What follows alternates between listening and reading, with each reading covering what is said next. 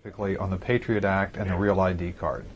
You voted against it. There are a few that join you. You've been outspoken against the Real ID and the Patriot Act. Why is that?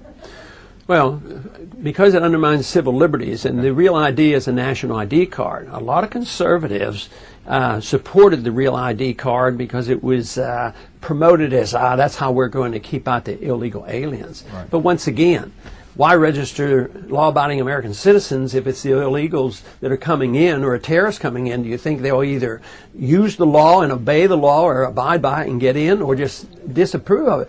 But this Real ID, although it's done through the state driver's license, is really nationalized, and we're very fortunate. That's another example of how the people are waking up. Several states now have voted to reject this whole idea of accepting the national ID under threat that they will lose some government funding, federal government funding.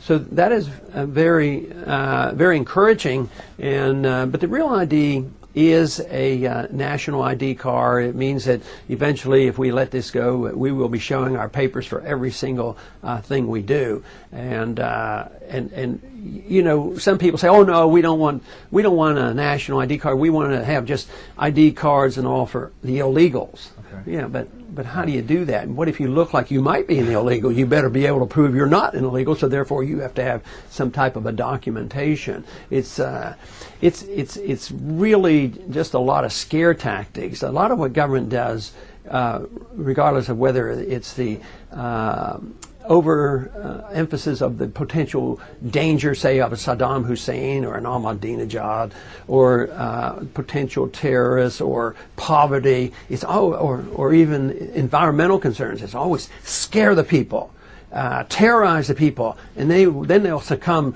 to the government taking care of them.